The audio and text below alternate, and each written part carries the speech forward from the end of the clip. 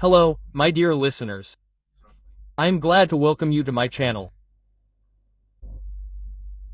Thank you so much for your feedback and comments after listening to my stories. I really enjoy reading them. Thank you so much.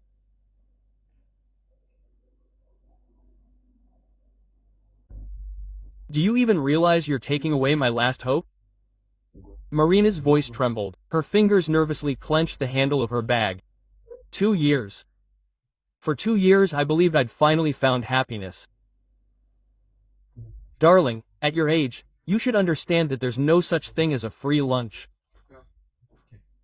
An elegant woman in a cream suit casually adjusted her pearl earrings.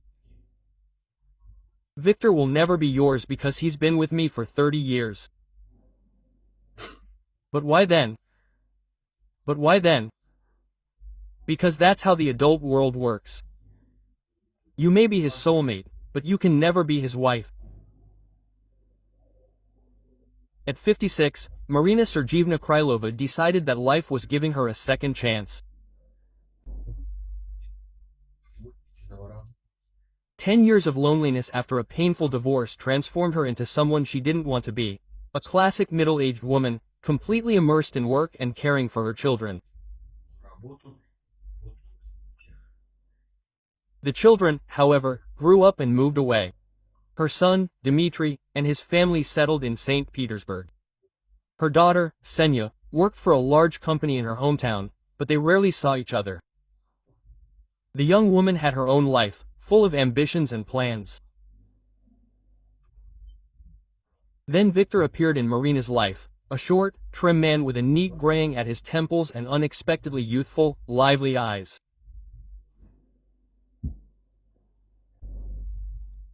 Do you think it's possible to start over at our age? He asked at their first meeting, looking at her so intently, as if his fate depended on the answer. They met on a dating site, which Marina registered on after much persuasion from her friend, Svetlana. "Marin, why are you sitting around in the evenings like an old corgi?" she would say, gesticulating vigorously. "You're a beautiful woman, how long can you waste time over accounting paperwork?"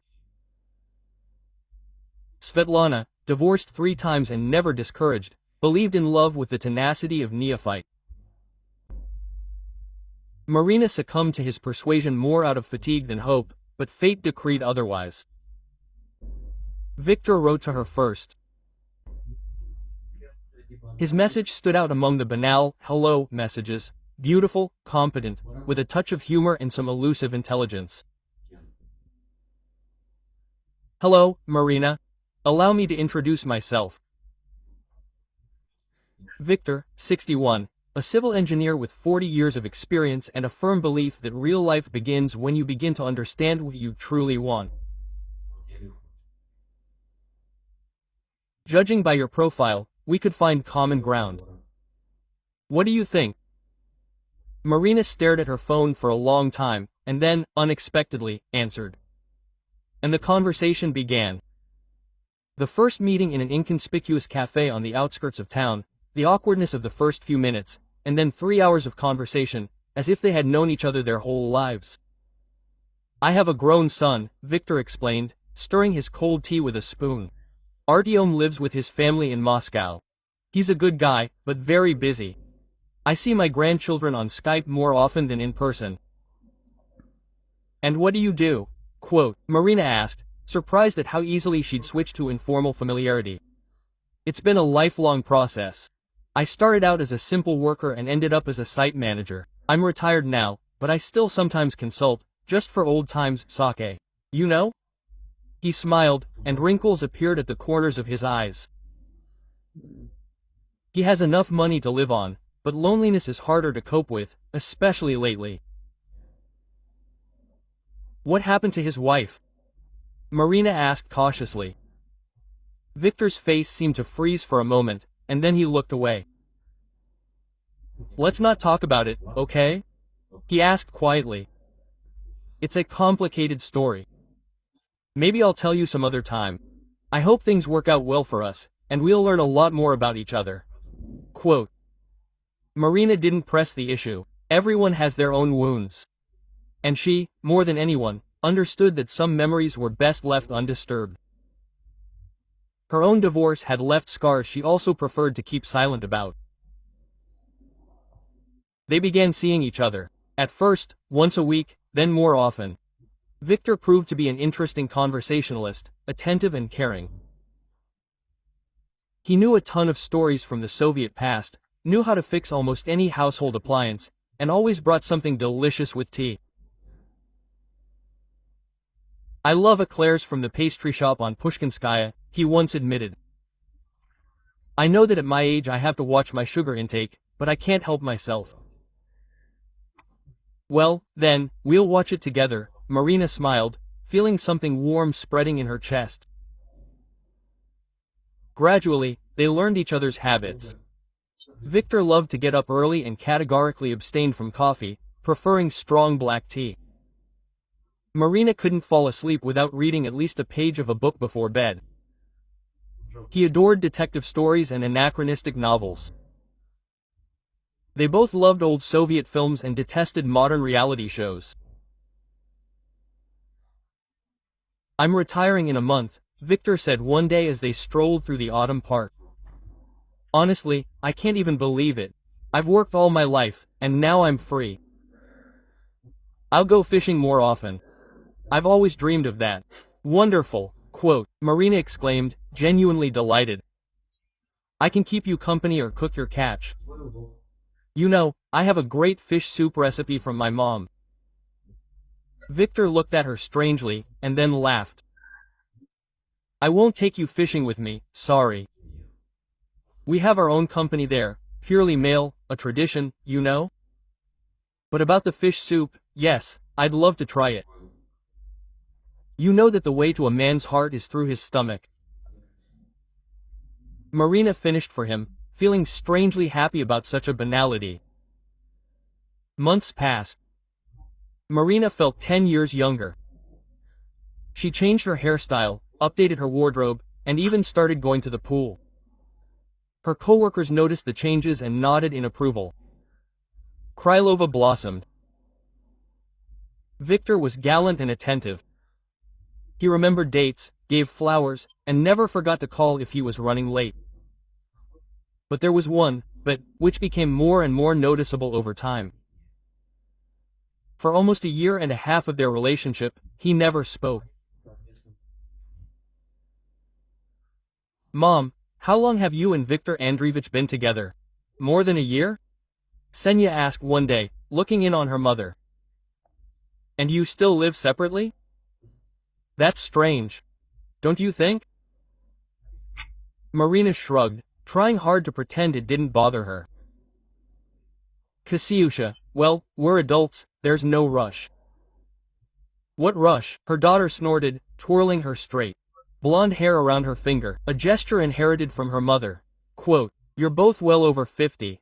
What's there to rush about? You have a great apartment. He, as I understand it, also has his own place. We could choose a comfortable place to live together and rent out the second apartment. Extra income wouldn't hurt anyone." "I've thought about it," Marina admitted. "But Victor never brings up the topic. It seems to me he had something difficult in his previous marriage, and now he's, well, afraid of a repeat." "Have you been to her house?" Senya asked unexpectedly, looking intently at her mother. "Of course," Marina said indignantly, repeatedly. "And if you're implying that there might be traces of another woman there, you're wrong. I didn't see anything like that. It's a typical bachelor's apartment. It's only thanks to me that it's so tidy and cozy." "Well, then talk to him directly," her daughter suggested. "Next year, by the way, is your anniversary. It's time to decide how you're going to live. And he's already over 60. It's time to establish a stable life, not run around on dates like a teenager." Marina decided to have a serious conversation. A week later, she chose a moment when they were having dinner at her place. She cooked his favorite baked ham and opened a bottle of good wine. "Vidya, I wanted to talk to you," she began, feeling her mouth go dry despite the sip of wine she'd just taken. "I'm listening to you carefully," he smiled, but something akin to wariness flickered in his eyes. We've been together for almost 2 years now, Marina tried to speak calmly. I think our relationship is serious enough to consider moving in together. I suggest we live here. My apartment is spacious, and yes, your work is even closer. And yours can be rented out or just kept, just in case. Victor slowly put down his fork and knife. His face changed strangely, as if the mask of goodwill had slipped, revealing something else. Why change something that works so well?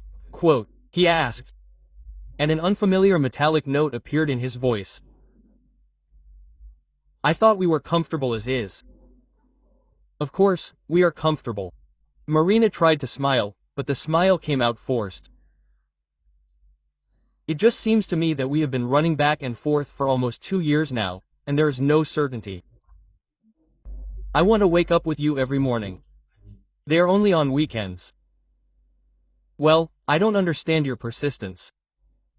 Victor sighed and rubbed the bridge of his nose. Okay, I promise to think about it. Good. It was obvious that he was uncomfortable with the conversation, and Marina decided not to press further. In the end, he did not refuse, but promised to think about it. That's already something. Okay, she nodded. Sorry if I upset you. Let's have dessert instead. I made your favorite apple pie. The evening was saved, but the aftertaste remained. Marina felt that something was wrong, but she could not understand what exactly, because everything really was going great between them. Common interests and mutual understanding, even their intimate life, it was more than satisfactory for their age. Why then did Victor react so strangely to a perfectly natural proposal? The following week, Marina tried not to return to the uncomfortable topic. She noticed that at any hint, even the most innocent, of living together, Victor would tense up, his expression would change, and he would either change the subject or find an excuse to leave soon. It hurt, but she continued to believe that with time he would overcome his fears. He had a difficult past. He just needed to be patient, she convinced herself, looking at the stars from the balcony after another evening when Victor, citing an early rise, went home instead of staying the night. Svetlana, having listened to her friend's mental anguish, only shook her head. Marish, something is wrong here. A man in love, especially at our age, strives to be with a woman. Especially since there are no material problems. You don't have to worry about how to feed a family or where to live. Everything is already arranged. It's strange. Do you think he has someone else? Marina asked anxiously. Svetlana shrugged. I don't want to upset you, but that option can't be ruled out. Maybe he's married or living with someone. No, I've been to his house many times. No sign of a woman, Marina objected. And then we call each other often. He always answers. If you were married, would you be able to communicate so freely? Well, I don't know, Svetlana drawled. Well, just be careful. Okay, something tells me it's not that simple. One Friday evening, she and Victor were sitting in her living room, watching the old film, Moscow Does Not Believe in Tears. Marina noticed how tense Victor became during the scene where Alantova's character admits that she needs a husband, not a lover. Vidya, she ventured. I've been wanting to ask for a long time, but you never talk about your previous marriage. What happened there? Why did you and your wife split up? Quote. Victor abruptly got up from the couch and went to the window. He was silent for a few seconds, looking at the evening city, then turned around. His face looked unexpectedly determined. Listen, Victor sounded firm. You and I are both adults, people with experience under our belts. Everything is fine with us now. Understanding, harmony, common interests. Let's not ruin everything. Quote. Okay, ruin it, Marina was confused. I just want to be closer to you, to understand you better. Is that bad?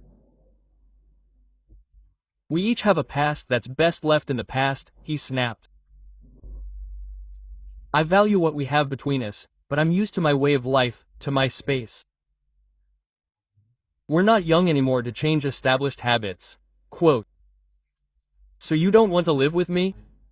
Marina asked bluntly, feeling a lump rise in her throat. Victor sighed, his shoulders slumping. Quote. I'm not saying never, just not now. I need time. How much? She asked quietly. Another year, 2 to 5. After all, aren't we 20 years old to waste time? I don't know, he raised his voice, which happened extremely rarely. Sorry. He added immediately, more quietly. I didn't mean to yell. Just understand, I'm comfortable the way we are. We have a great relationship. I care about you. I help you when you need us. We spend a lot of time together. Well, why complicate things? Because I love you, Marina said simply, and I want to be with you every day, not just on weekends. A whole range of emotions, from tenderness to annoyance, were reflected on Victor's face. I love you too, he finally said. But everyday life can ruin everything. You're not a girl who dreams of a white dress and a wedding cake. Let's just be happy with what we have. It was a strange evening. They made up, even laughed about their quarrel, but something subtly changed. Marina for the first time felt like she was not a loved woman, but what? A temporary distraction? No, hardly. Victor was sincerely attached to her, it was obvious. But then what was the matter? Uncertainty tormented her, and she decided to be patient. After all, everyone has their own fears and complexes. Maybe Victor was afraid of repeating past mistakes or worried that living together would destroy the fragile happiness they had found. Weeks passed. Outwardly, everything remained the same. Meetings, conversations, shared dinners and trips to the theater. Victor was attentive and caring, as always. If Marina was sick, he brought medicine and cooked chicken broth. When she had problems at work, he listened patiently and offered sound advice. He might come by during the week to fix a leaky faucet or hang a new shelf. But after midnight, he always went home, even if the next day was a day off. Deep down, Marina knew something was wrong, but she pushed the disturbing thoughts away. She was too afraid to lose what she now had: warmth, care, the feeling of being needed by someone. Senya, who stopped by one evening to pick up her old things, only shook her head when she heard the latest news. Quote, Mom, you're deceiving yourself. Something's fishy here. A normal man, if he truly loves a woman and is free, wouldn't behave like this. Well, everyone has their quirks, Marina countered weakly. Maybe he's just more comfortable in his own apartment? Yeah, especially at 4 o'clock in the morning when you have to drive halfway across town to work, her daughter remarked sarcastically. Mom, open your eyes. Either he has someone else, or I don't even know what it could be. Maybe he's married or living with someone. Or Kasiusha, stop it. Marina raised her voice. I've been to his house many times. There's no sign of a woman there. Then we call each other often, and he always picks up. Okay, Senya raised her hands placatingly. I'm just worried about you and I don't want you to be deceived. After her daughter left, Marina couldn't sleep for a long time. Senya's words stirred old doubts. What if there really is some secret? What if everything isn't as simple as it seems? Life itself provided the answer to these questions, and in the most unexpected way. A few days later, when Marina returned home from work, a surprise awaited her. An unfamiliar woman stood at the entrance, elegant and well-groomed in an expensive ivory suit. Marina Sergeyevna, she asked as soon as Marina approached the door. Can I talk to you? We know each other, Marina was surprised, examining the visitor. The woman was about her age, maybe a little older, but she looked great. Well-groomed, stylish, with light but flawless makeup. Quote, "No, but I would like to meet you." The stranger smiled with thin lips. "My name is Irina Alexandrovna. I need to talk to you about Victor." Marina's heart sank. "Ah, Victory, are you his relative?" "You could say that," the woman nodded. "Perhaps you should invite me into the house? What I want to say is not worth discussing on the street." As if in a dream, Marina opened the door and let this stranger into her apartment. Her thoughts were confused. Who was this woman? Why did she want to talk about Victor, and how did she even find her address? "Please, come in." Quote. Marina gestured to the kitchen. "Would you like some tea?" "No, thank you." Irina Alexandrovna, she sat down at the table, elegantly crossing her legs. "I won't take up much of your time." She looked around carefully, as if assessing the situation, and Marina suddenly felt uncomfortable in her own home. Her kitchen, which had always seemed cozy, even stylish, to her, suddenly seemed modest and old-fashioned compared to this impeccable woman. "I know about your relationship with Victor," the visitor began without preamble, and didn't think it was necessary to interfere until a certain point. "But lately I've noticed a change in his mood and decided to find out what's going on." She paused, looking at Marina with an attentive, appraising gaze. "I want to warn you. Victor does not tolerate pressure and interference in his personal space. If you insist on living together, you will only ruin everything." Marina felt the blood rush to her face from surprise, from indignation, from sudden fear. "Forgive me, but I don't understand what relation you have to my relationship with Victor's personal life." She tried to make her voice sound firm. "Are you his sister or his girlfriend? Why are you so worried about our relationship?" Irina Alexandrovna smiled a cold, condescending smile.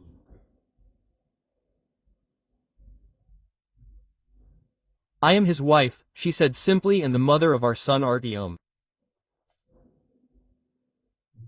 The world seemed to stop. Marina felt her fingers go numb and her breath catch. Quote, "Wife," she repeated, not believing her ears. But Victor never told you that he is married?" Irina finished for her. "Don't be surprised. He rarely mentions his marital status in conversations with his girlfriends." Quote, "I don't understand." Marina shook her head, as if trying to clear her thoughts. "Are you sure we are talking about the same person?" Victor Andreevich Sokolov, 61 years old, former foreman of a construction site, now retired. Quote, "Exactly," Irina nodded. "Only not an ex-husband, but a current husband. Victor and I have been married for over 30 years and are not planning a divorce." "But I don't understand," Marina repeated, confused. "If you're married, then why is he seeing me and why does he live separately?" "Because we're modern people," Irina shrugged. "We've been in a guest marriage for a long time. We're officially married, but we live separately. He has his own apartment, I have mine. We meet as needed. We each organize our own lives and can afford, let's say, affairs on the side." Quote. She spoke calmly, as if explaining the obvious to a not-so-smart child. "I didn't interfere in your story until your husband complained to me," she continued. "I had to waste time and nerves on this visit to moderate your pressure a little." Marina sat, stunned by these words. Complained. Victor complained about her to his wife. The thought made her flush, then chill. "What are you talking about?"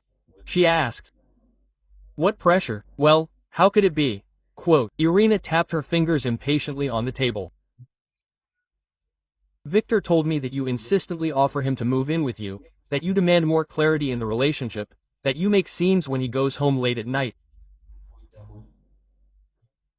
I didn't make any scenes, Marina exclaimed indignantly. I just wanted. I know, Irina interrupted with a slight smile. You wanted more? You all do. But finally, understand, Victor will never leave his family. We get along wonderfully. We share finances, a son, and grandchildren.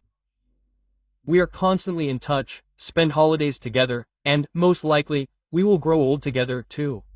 Quote. She stood up, straightening her impeccable suit. And you, Marina Sergeyevna, I suggest you resign yourself to the role of, let's call it, the woman you love. That's not bad either, believe me, unless, of course, you start demanding more. Quote. She left her business card on the table and headed for the exit. At the door, she turned around. And yes, don't try to start a showdown with Victor. He really doesn't like scenes. Just accept the rules of the game, and everything will be fine.